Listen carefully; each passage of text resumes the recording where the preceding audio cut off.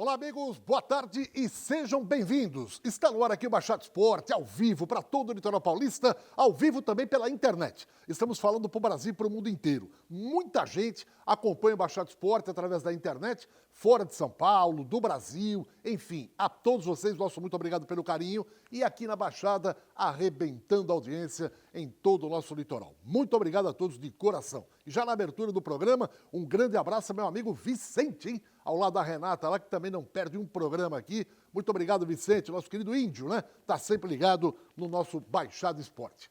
Meus amigos, vamos fazer uma análise também da rodada no último final de semana do Brasileirão, já projetando a próxima rodada. O Santos pega o Inter em Porto Alegre e falar um pouquinho também da seleção do Campeonato Paulista e outros assuntos importantes no Campeonato Brasileiro, que envolve também o Santos e outros clubes. Ao meu lado está o companheiro Alessandro Nunes Bortolomazzi. Boa tarde para você, Alessandro. Boa tarde, Edson, amigos do Baixada Esporte. Vamos falar a respeito dessa estreia, né, do Campeonato Brasileiro e também de tudo que aconteceu na final do Campeonato Paulista. Mas eu quero falar a respeito do protocolo da CBF. Eu sei que já muita gente falou, muita gente já comentou, mas as pessoas têm que entender que, assim, eu fiquei um pouco, não vou dizer chateado, mas fiquei surpreso com a reação do time do São Paulo.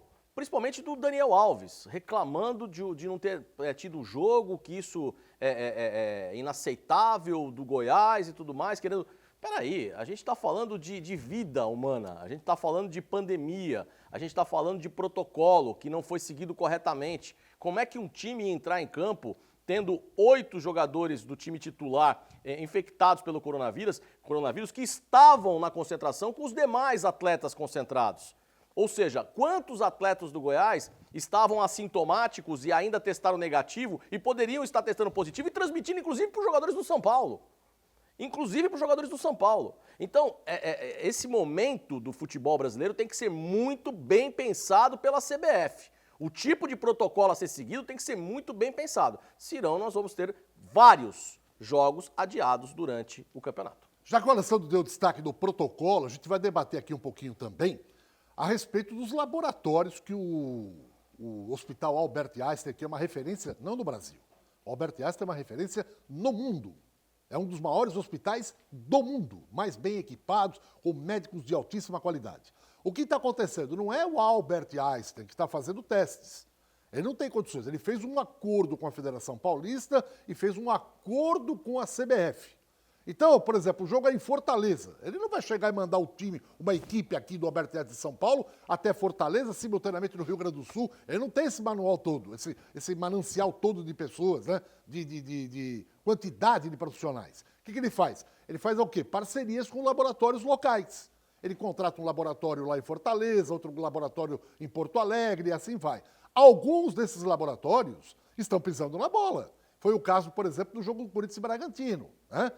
Fizeram uma coisa, depois deu outra, aí entregaram tarde demais, enfim. Agora, mesma coisa com o Goiás. O Goiás também teve o mesmo problema. Por questão de amostragem, né? Um armazenamento de amostragem, enfim. E agora a CBF muda o protocolo em relação ao Albert Einstein, apesar do contrato. A gente vai debater isso daqui a pouquinho, porque é uma mudança que eu acho significativa. Os clubes agora têm autonomia. Falaram, não quero mais com quem o Albert Einstein está fazendo parceria. Eles contrataram o Edson Calegares, eu vou contratar o Alessandro. E a CBF falou, ok, você escolhe o laboratório. A gente volta daqui a pouquinho para falar do Santos, hein? Quinta-feira tem o Inter em Porto Alegre. Será que vamos ter Yuri Alberto contra o Santos? Ele se apresentou ontem lá em Porto Alegre, deu coletiva. Você vai ver o que ele fala a respeito daqui a pouquinho. Não saia daí. Bem, de volta aqui para mais um bloco do nosso Baixada Esporte. Muito obrigado a todos vocês que nos acompanham em todo o nosso litoral paulista. Gente, põe a foto desse jogador, porque ele quer voltar para a Vila Belmiro. E aí eu pergunto para o Alessandro o seguinte. Alessandro, esse jogador foi indicado pelo Cuca, quando ele estava na Ponte Preta de Campinas, que é o Felipe Cardoso. Ele está emprestado ao Fluminense. E lá, o técnico do Fluminense não está aproveitando. E aí, quando ele viu que o Cuca retornou para a Vila Belmiro, e foi o Cuca que indicou a contratação dele quando ele estava na Ponte Preta, falou, opa, a minha ideia agora o que é? Eu quero rescindir o contrato com o Fluminense e voltar para o Santos, porque lá está o Cuca que me indicou quando eu estava na Ponte Preta. A pergunta, pode clicar aqui no Alessandro. Tem espaço o Felipe? E outra coisa, muitos estão falando, pô, não foi o Cuca que pediu esse jogador? É que ele volte e que o Cuca mostre por que indicou esse cara naquela ocasião para ser centroavante do Santos. O que você acha? Foi ele que teve a pumbalgia? Foi. Então volta, pô. Volta, vamos ver, né? Porque o Cuca indicou, todo mundo criticou que o Cuca indicou um jogador que tava machucado. E pô, na época falaram que sabia que ele estava machucado, chegou aqui.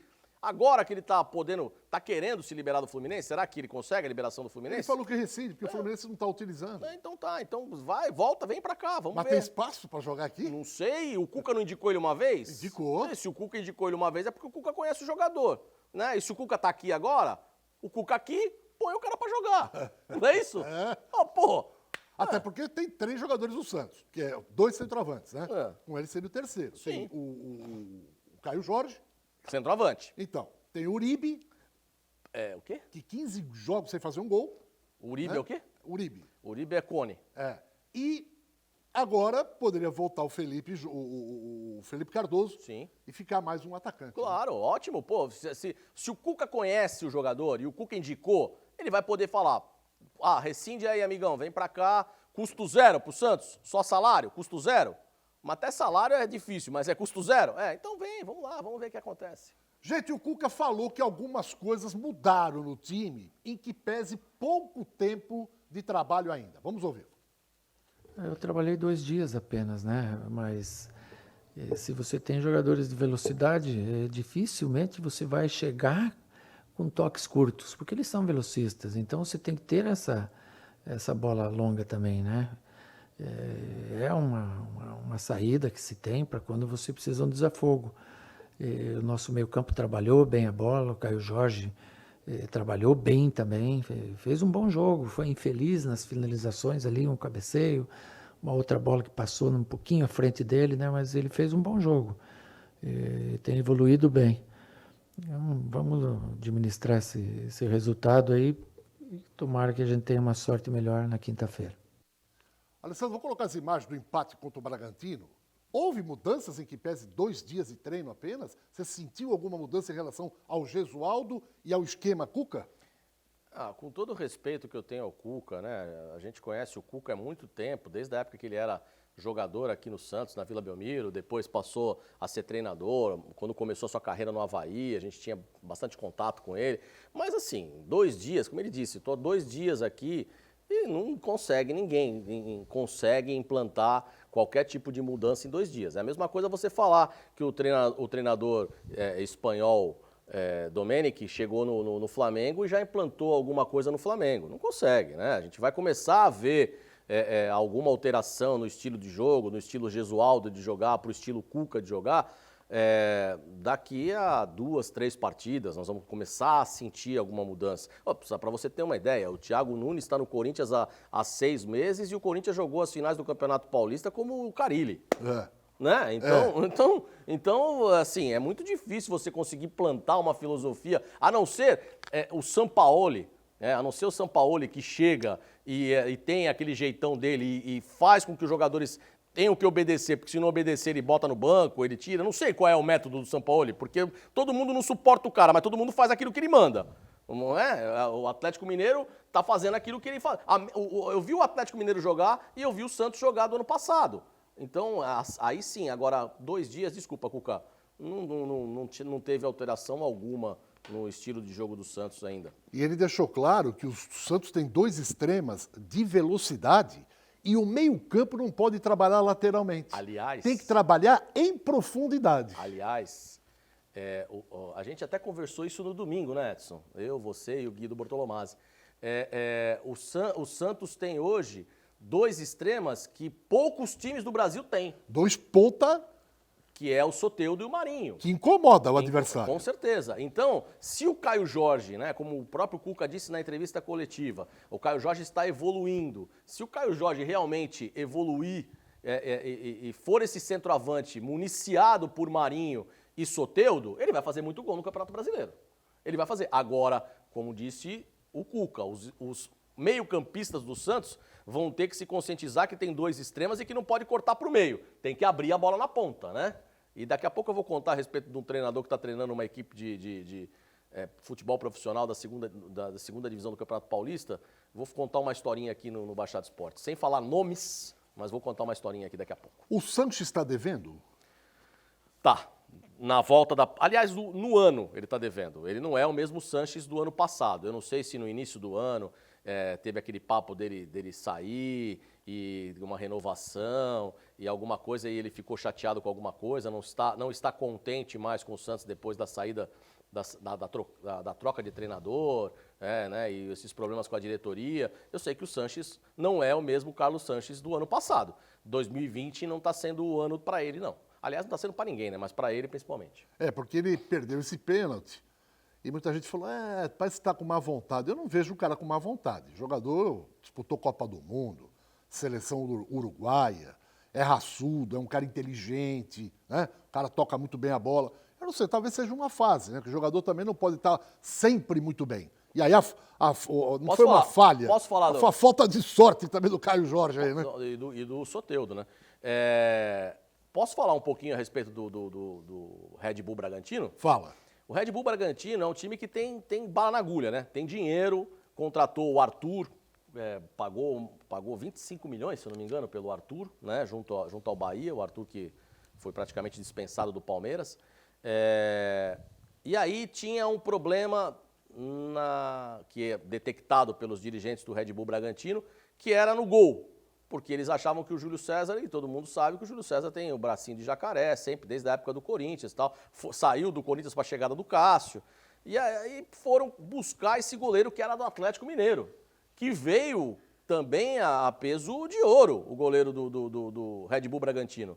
E outro pega no fundo, né?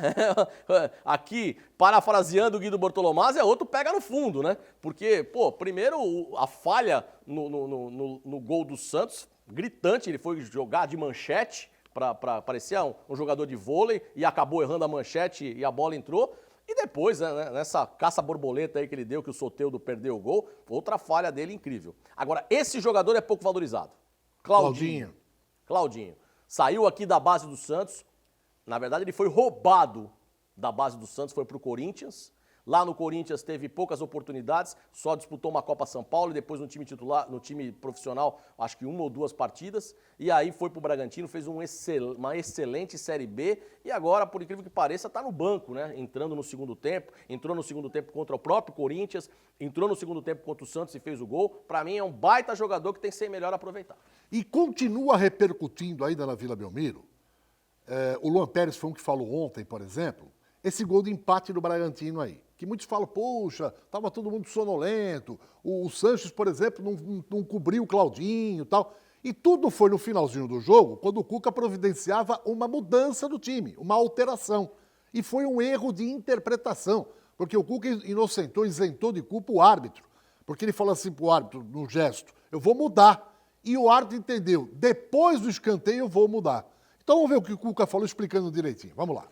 Lance final, é o que aconteceu. Eu estou pondo o Jobson para proteger uma bola alta e o Madison também, que são 2 jogadores altos. E eu estou fazendo essa troca praticamente no último lance do jogo, é um escanteio para o adversário. Eu instruí os 2 aí no primeiro pau fazer essa bola defensiva, né? Enquanto que o juiz autorizava eles entrar, o Ricardo Marques.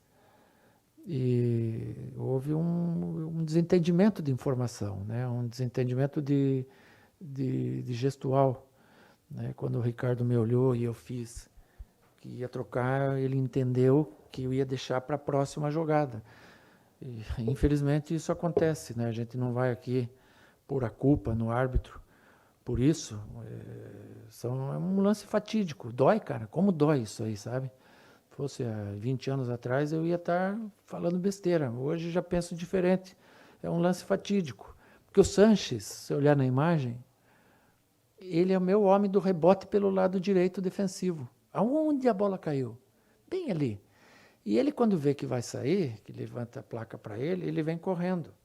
Daí, quando o Ricardo perguntou se era a troca, o que eu fiz sim, ele entendeu que ia ser depois. Então, você não tem como jogar uma responsabilidade em cima da arbitragem nisso aí, né? O Ricardo é um cara íntegro, é um cara do bem. Foi uma fatalidade, infelizmente aconteceu. Pera, se eu isentando totalmente de culpa o Sanches aí, um erro eu diria de gestual, né?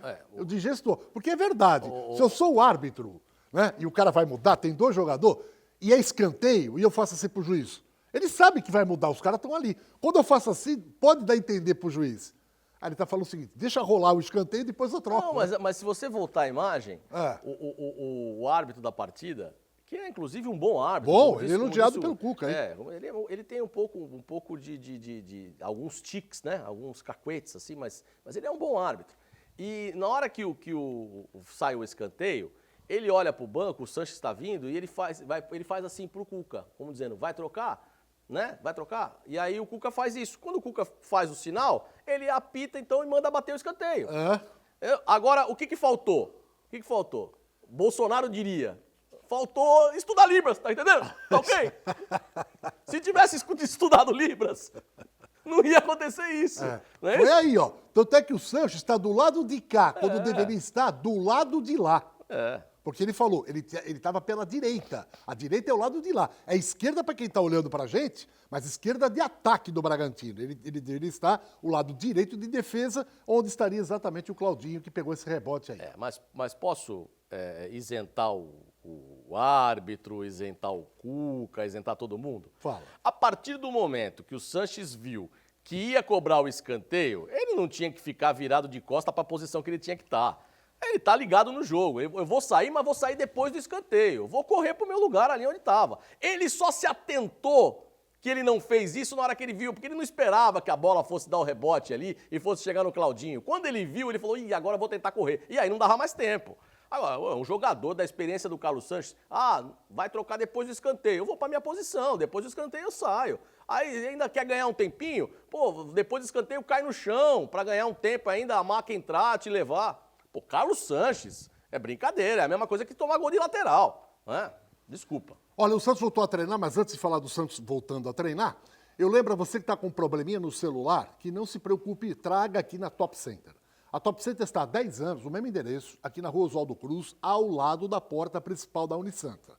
Agora, por recomendação da Prefeitura, né, eles voltaram às ruas no horário estabelecido, da 1 da tarde até às 7 da noite. Então, você que quer trazer o seu celular para arrumar ou para comprar acessório, alguma coisa, eles estão aqui da 1 da tarde até às 7 da noite, na Rua Oswaldo Cruz, ao lado da porta principal da Unisanta. Para você que mora em Santos e não quer sair de casa, é só ligar no celular que está na tela, 988-01-5626. Eles vão mandar um técnico aí, avalia o problema do celular, faz o orçamento. Você aprovando, você pode pagar até em 12 vezes no cartão. Não esqueça, pane no celular, Top Center. Esses caras, além da credibilidade no mercado, eles têm competência, eles sabem tudo. Tá vendo à direita do vídeo? A porta principal da Unisanta. Eles ficam ao lado. Estão há 10 anos aí nesse mesmo endereço. Por isso eles são top. Top Center é o lugar para você trazer o seu celular. Gente, o Santos volta a jogar na quinta-feira contra o Inter em Porto Alegre. E a rapaziada voltou a treinar ontem, né? Vamos mostrar como é que foi o treinamento. Aquele negócio de, né, volta depois de um jogo, tal, o pessoal faz um treino não muito pesado. E o Raniel já está à disposição do Cuca. Eu não sei, eu senti na coletiva que o Cuca elogiou muito o Caio Jorge. Mesmo o Raniel mais cascudo, eu acho que ele vai insistir no menino ainda, viu, Alessandro? Vai, com certeza, vai. Até porque o Caio Jorge, para quem acompanhou a partida do Santos, o Caio Jorge se movimentou muito bem, teve algumas oportunidades, não deu sorte naquele lance que o Soteldo depois chuta para fora. Então, é um garoto que tem que ser dado continuidade para ele. Ele tem que ter essa sequência de jogos para poder ficar mais cascudo realmente, para poder se enquadrar dentro do elenco e ser um garoto promissor. Eu acho que tá certo, o Cuca tem que deixar o Caio Jorge jogando mesmo. A diferença do Santos para o ano passado do Sampaoli é que o Santos tomava muito cartão. Nesse jogo do Bragantino não houve um cartão amarelo sequer para os jogadores do Santos. A diferença do Santos e do Sampaoli é que a intensidade que o Sampaoli colocava no time do Santos, a marcação em cima da bola e o tentar recuperar a bola a qualquer preço fazia com que os jogadores às vezes chegassem um pouco atrasado e tivessem que fazer a falta. E nessas faltas tomavam cartão. Então, por isso que é um Santos diferente hoje, porque o Santos hoje marca um pouco mais atrás da linha da bola. E quando marca atrás da linha da bola, é mais difícil de você fazer uma falta feia e acabar tomando cartão. Agora, com relação a isso, Edson, eu queria falar uma coisa aqui. Porque o Vanderlei Luxemburgo, e aí eu vou em defesa do Vanderlei Luxemburgo e dos treinadores brasileiros.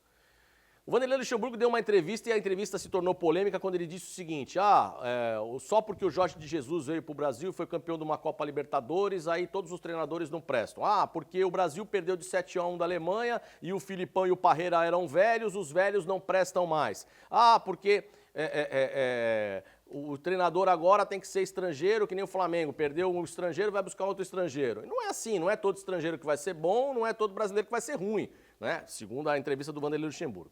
E aí eu vou contar uma historinha aqui pra vocês. O grande problema é o seguinte: o Sampaoli chega na Vila Belmiro com o status de estrela, ganhando 1 milhão por mês e coloca a molecada pra ralar a bunda no chão, porque tem que ralar, senão vai pro banco. E aí os caras falam: não, é o Sampaoli. É o Jorge de Jesus. Vamos fazer o que o cara tá mandando. Mesmo não gostando, mesmo criticando por trás, o cara tá fazendo. Aí chega um treinador numa equipe experiente, pega, separa o grupo da equipe experiente em 4 quadrantes no campo, coloca uma trave de gol caixote em cada quadrante, divide os dois times, principal e reserva, em 4 times, e chega e fala o seguinte: colete 1, colete 2, colete 3, colete 4. Nós vamos jogar e equivale ao gol caixote. Só que é o seguinte, para você ter a bola, o time tem que dar só 5 toques na bola, e se perder a bola tem que recuperar para poder ter a posse de bola e fazer o gol no outro quadrante. Aí o jogador: tá bom, professor. Aí começa a fazer o jogo.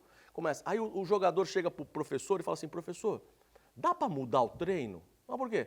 Eu não estou compreendendo muito bem o que o senhor está querendo fazer, não. Como não está querendo compreender? O Sampaoli fazia isso na Vila Belmiro e todo mundo compreendia e ele falava espanhol.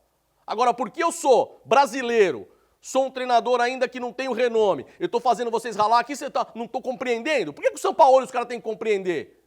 Então o jogador brasileiro também tem que parar com isso, de achar que o treinador brasileiro é paternalista. O jogador tem que aprender a fazer o que tem que ser feito.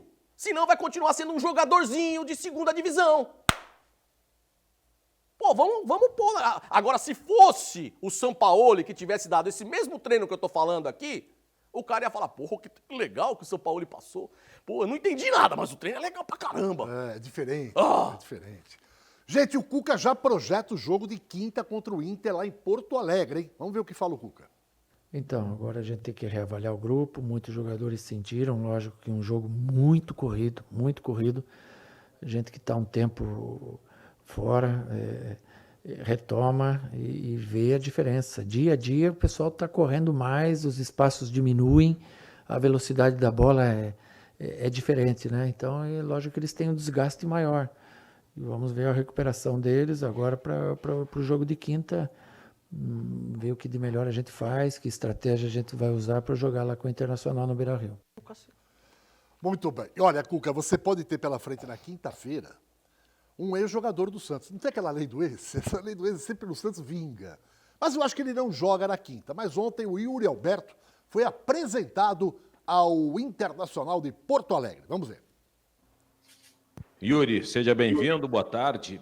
Quando o cara é novo e vem com essa vontade de jogar como você está demonstrando, você é atacante, até se o Tchatcho te escalar de goleiro, você vai achar que está tudo bem e quer jogar. Mas onde é que você se sente à vontade? Você é um cara referência na área, joga pelo lado também, pode formar dupla com Paulo Guerreiro. Aonde você se sente à vontade em jogar? Sim, no Santos, desde a base eu venho atuando de centroavante, mas na seleção também, com o meu professor Amadeu, no Sub-17, eu atuei pela ponta, joguei com o Lincoln de centroavante também, já joguei em muitas posições, fico muito à vontade de centroavante, mas eu também consigo jogar pelo lado, eu tenho essa mobilidade.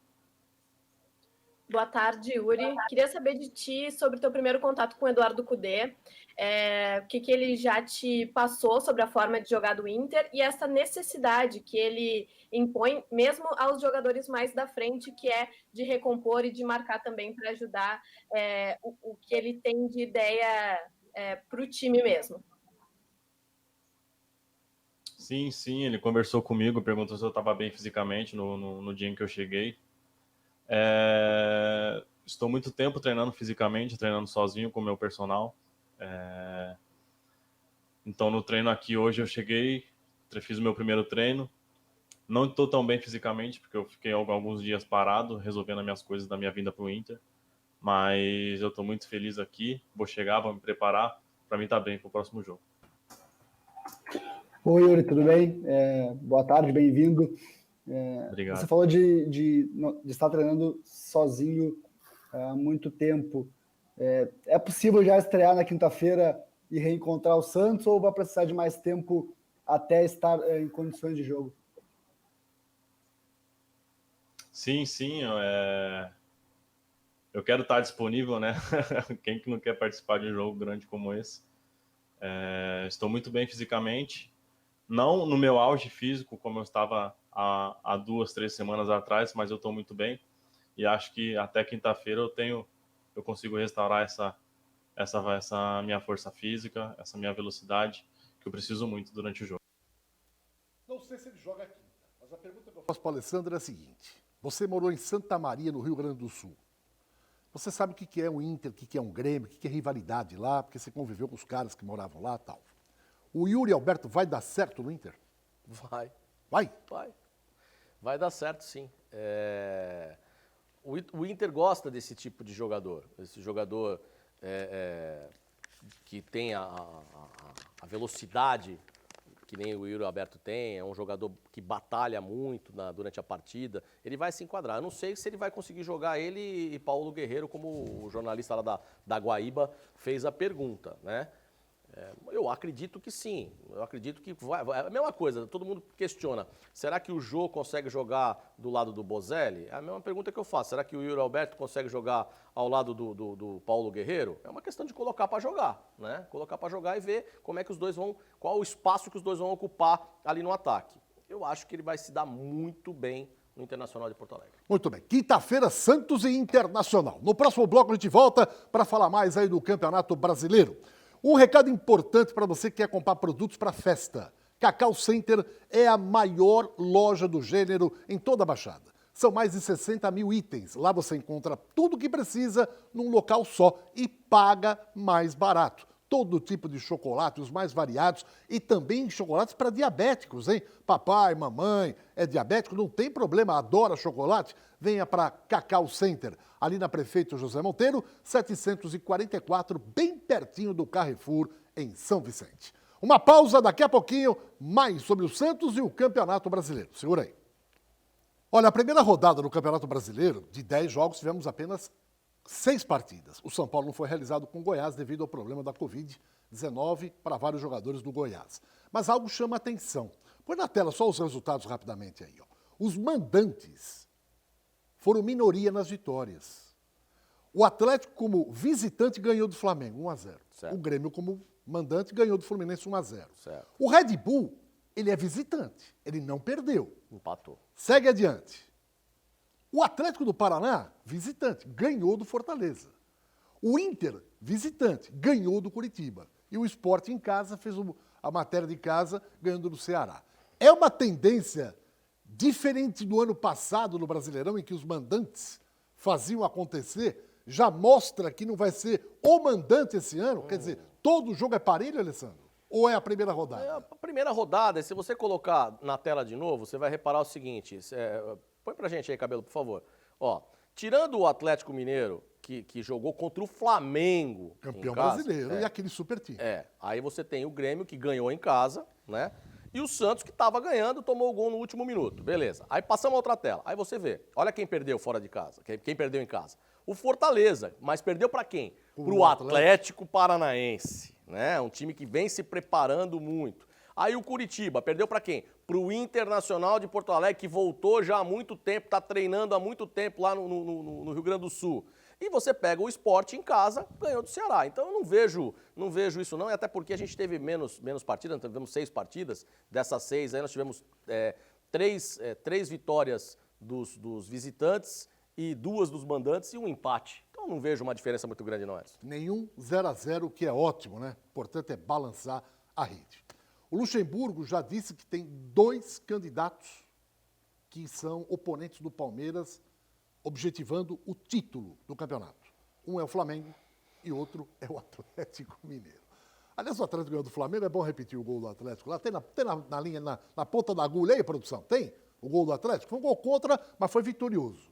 E esse Atlético Mineiro amanhã pega o Corinthians, Alessandro, lá em Minas Gerais. Pode voltar, deixa rolar o gol do Galo aí. 19 horas, né? É. Agora nós vamos começar a ver o que o Sampaoli vai fazer dentro de casa e o que o Thiago Nunes vai fazer com o Corinthians. Se o Thiago Nunes vai continuar jogando a la Carille, como ele fez, e até aqui eu vou falar, não vou defender, mas vou dizer que para ele, nesse momento de retorno da pandemia, quando o Corinthians estava praticamente na zona de rebaixamento, eliminado do Campeonato Paulista, a única alternativa que ele tinha realmente era jogar a la Carille para tentar, pelo menos, salvar o Corinthians e, se desse uma sorte, classificar como aconteceu. Agora vai começar o Campeonato Brasileiro, que são várias rodadas pela frente, e nós vamos ver nesse primeiro desafio, logo uma pedreira com o Atlético Mineiro, o que o Thiago Nunes vai fazer. Se ele vai entrar com o Gabriel protegendo a zaga mesmo, ou se ele vai entrar com o Cantilho e o Ederson de segundo volante, né? Ou se ele vai voltar com o Camacho, se ele vai meter o Jô para jogar com 2 atacantes abertos, ou vai voltar com o Vital. Vamos ver o que ele vai fazer a partir de agora. E vamos esperar para ver se o Sampaoli continua com essa intensidade inteira, né, no Atlético, dentro de casa, como fez contra o Flamengo. Os caras estão falando que o Sampaoli é o único que encara o Flamengo mais do que igual para igual. Porque o ano passado, com o Santos, ele meteu 4, e não é que o Flamengo quis entregar jogo, nada disso. Ninguém quer perder de 4. Eles queriam ganhar mais jogos, continuar mais invicto e tal. O São Paulo meteu 4 aqui. No primeiro turno, no Maracanã, foi 1-0 para o Flamengo, mas o Soteldo perdeu o gol feito. O Santos, no começo do jogo, o Sacha perdeu o gol feito. Foi muito duro, lá 1-0 suado. Né? E agora estreia com o Atlético Mineiro no Maracanã. Foi lá e ganhou o jogo também. Então os caras estão falando o seguinte: se o Corinthians e o Atlético Mineiro der Atlético amanhã lá em Minas Gerais, o Atlético já sai como um dos candidatos, como falou o Vanderlei Luxemburgo, a brigar pelo título de campeão. Vamos ver. E vamos falar que também não tem nenhuma estrela no elenco do Atlético. Também achei um time, né? Se você olhar, não tem nenhuma estrela. É a mesma coisa quando você olhava o time do Santos o ano passado, quando começou a temporada 2020, você falava, nossa senhora, o Sampaoli maluco, esse time e tal, e você não via nenhuma estrela. E de repente surgiu o Soteldo, de repente surgiu o Sanches, né? E é o que ele está fazendo no Atlético Mineiro agora.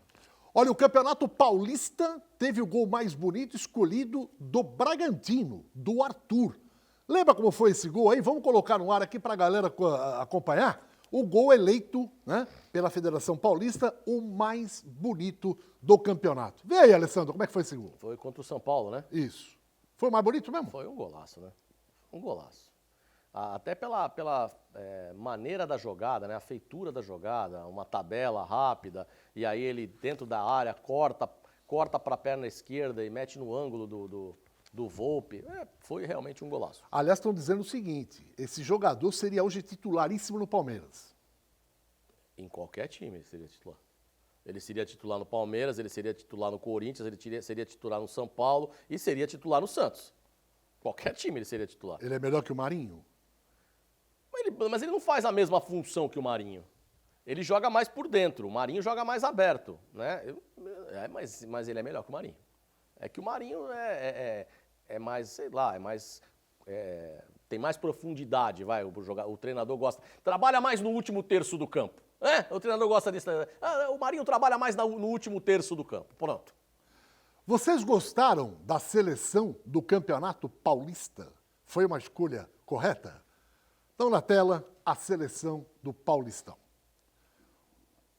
Esses aí foram destaques, né? O artilheiro foi o Ítalo, primeiro a premiação do Paulistão, os melhores, a seleção do campeonato. Vamos ver se eu consigo enxergar aqui. Vamos lá. Cássio. Vamos lá.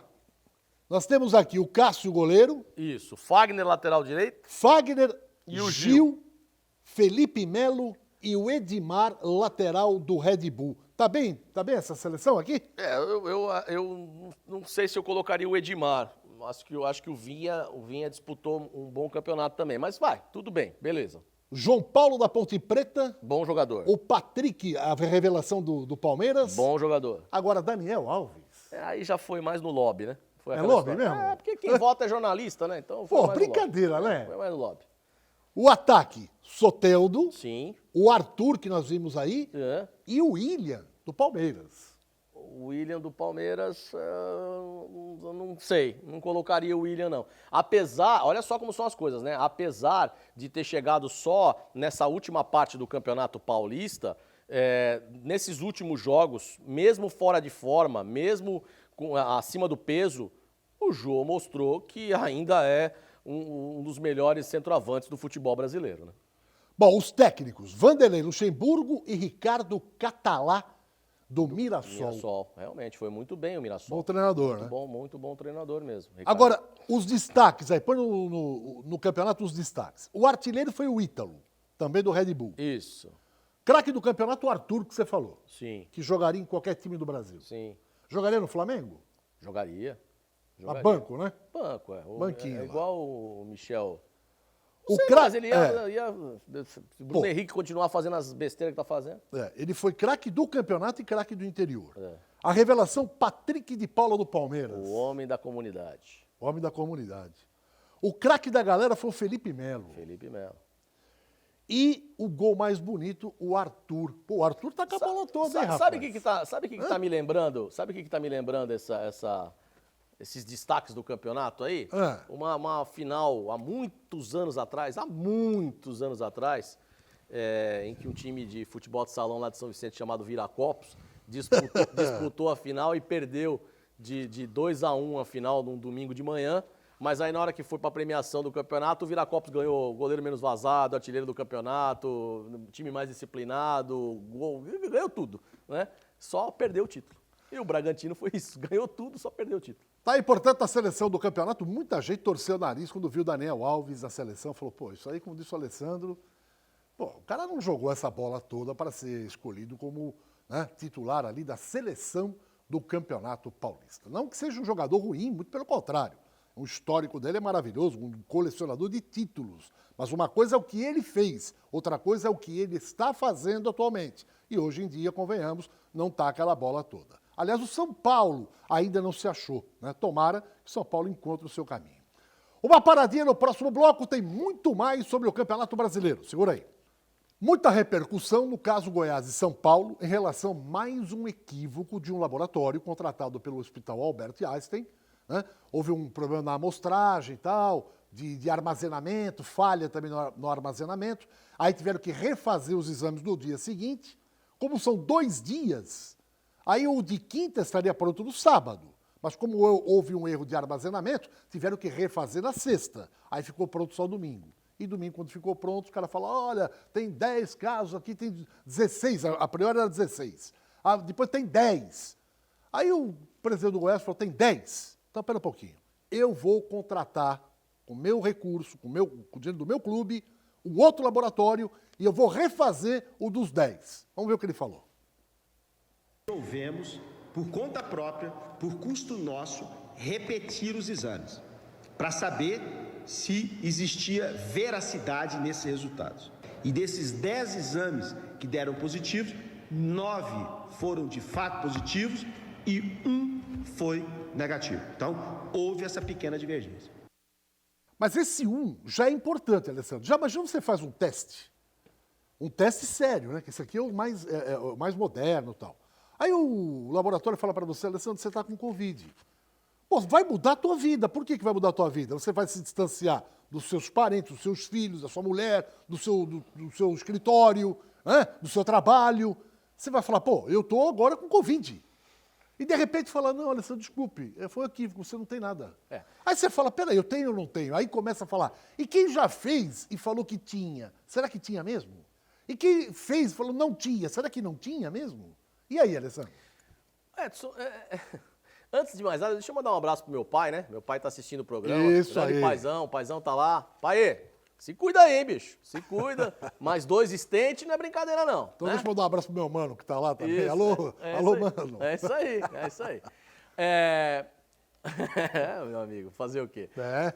Agora deixa eu explicar uma coisa. A CBF e o Campeonato Brasileiro, eles estão tratando o Covid assim como o Brasil está tratando o Covid.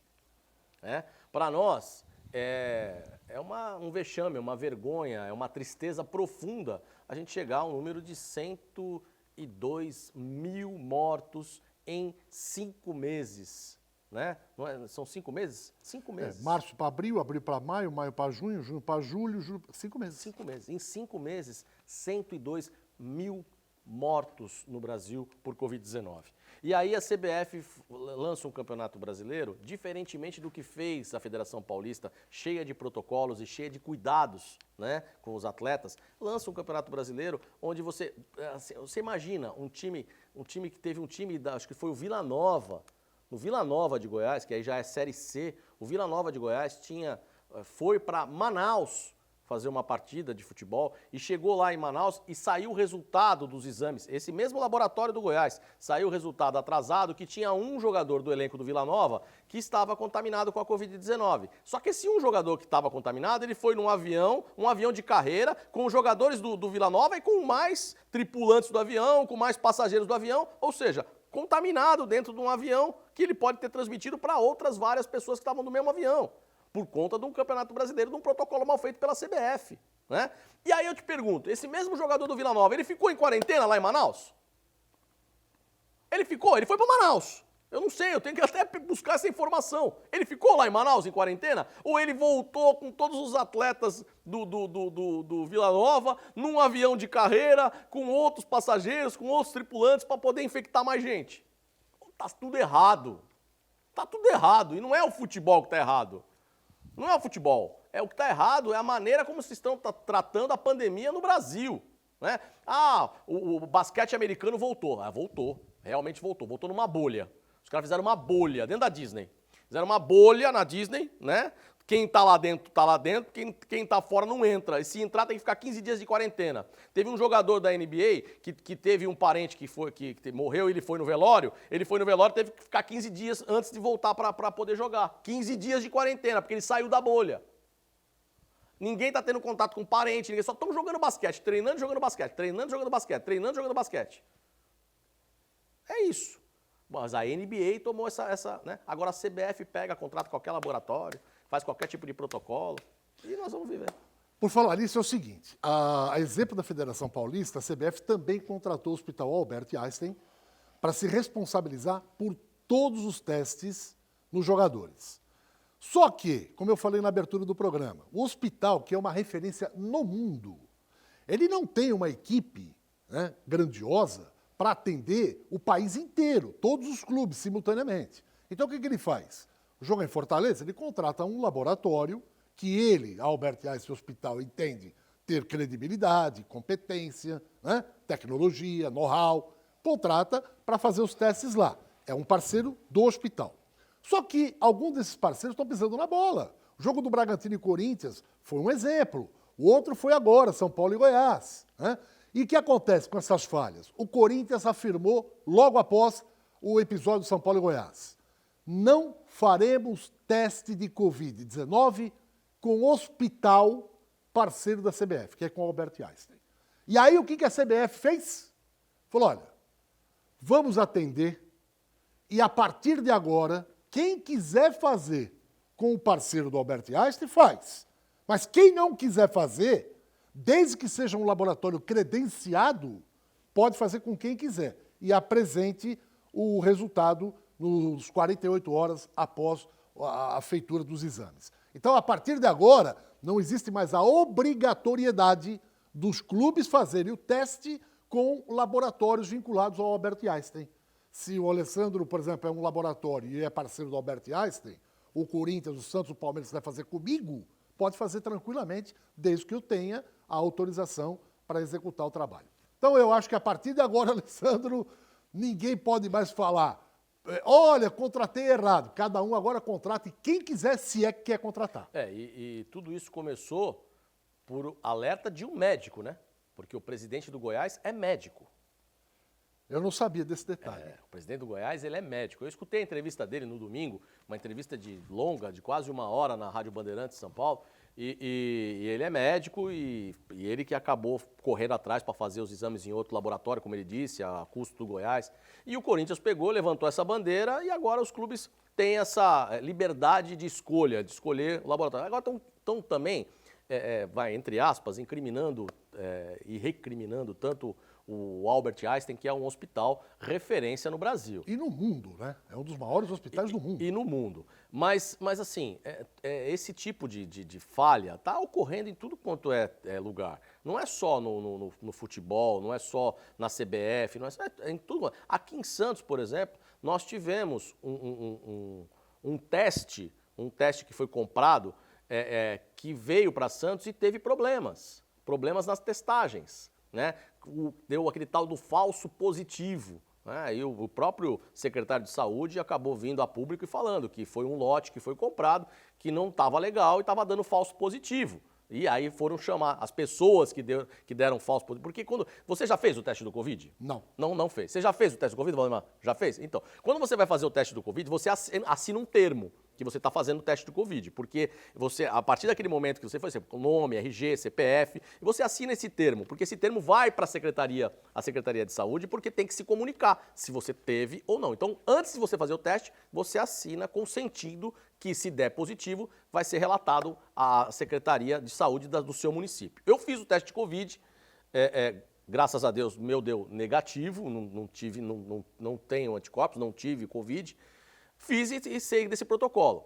Então, a partir do momento que você faz, que deu, por exemplo, se o meu tivesse dado falso positivo, né? É aquilo que você falou, você ia se afastar da sua família, dos seus filhos e tudo mais e tal, e deu falso positivo. Aí depois, aquele lote lá que o Alessandro fez, tem que chamar o Alessandro de volta, porque o lote dele estava ruim, estava dando falso positivo. Aí vão me chamar para novamente fazer o teste e aí pode ser que dê negativo, mas eu já perdi uma fase da minha vida. E o psicológico? Entendeu? Já não perdi. É só falar, fiquei sem trabalhar. E o psicológico? Fala, Entendeu? peraí, eu estava com a minha mulher, eu estava com meus filhos, eu estava com meus parentes, eu estava com os clientes. Será que eu infectei essas pessoas também ou não? Verdade, é verdade. Bom, o cara fica meio, preocupado. Enfim. Bom, você estava falando em alguns eventos, NBA e tal. A Secretaria de Estado de São Paulo, a Secretaria de Esporte, oficialmente cancelou os jogos regionais e os jogos abertos do interior. Vocês estão lembrados, quem acompanha a gente? Nós entrevistamos aqui ao vivo o secretário de Esportes. Foi mesmo. E ele falou o seguinte, nós vamos tomar essa medida em meados de agosto. Ali nós vamos ver como é que está o estado de São Paulo e depois vamos tomar a decisão. Eles acabaram tomando. Foi correta e acertada? Com certeza. Com certeza foi correta e acertada. Porque os jogos abertos, dos jogos regionais e os jogos abertos do interior, eles juntam no mesmo local muitos atletas. E não é só o fato da competição em si, do atleta ir, competir e voltar. Não, na verdade eles têm alojamento, você tem os refeitórios, você tem as competições em si, você tem tudo. E não tinha como você fazer isso nesse momento. Era pegar e jogar todo mundo numa arena para todo mundo sair de lá infectado. Era isso que ia acontecer. Então foi totalmente acertada a decisão do governo do estado, da Secretaria de Esportes. Eu acho que temos que ficar para o ano que vem, não tem jeito. A Olimpíada foi cancelada, gente. A Olimpíada, que é o maior evento esportivo do mundo, foi cancelado. Então... Ô, Cabelo, para a gente fechar o programa, vamos colocar as cobranças de pênalti, que o Alessandro não falou ainda sobre a final do Campeonato Paulista, entre Corinthians e Palmeiras, né? Enquanto a gente repete aí, começa a cobrança com o Michel, o lateral do Corinthians. Achou merecido a conquista do Palmeiras, Alessandro? Pelo futebol, sim. O Palmeiras tem mais time que o Corinthians e jogou a final, principalmente o segundo tempo, melhor que o Corinthians. O Corinthians jogou por uma bola, que foi a bola do Jô, no final do jogo, e conseguiu ir para os pênaltis e quase levou, né? Quase levou. Não fosse o Michel Macedo, por exemplo, que entrou e foi querer bater o pênalti. Não fosse o Cantilho, que também foi bater o pênalti, o Corinthians poderia ter sido tetracampeão paulista, mesmo não jogando bem e fazendo o gol no último segundo da partida. O último segundo da partida foi o pênalti do jogo, né? E é impressionante como o Cássio vai em todas as bolas, mas não teve a mesma sorte que o Everton, que também foi em todas as bolas, mas teve 2 batedores que não bateram tão bem e ele acabou pegando.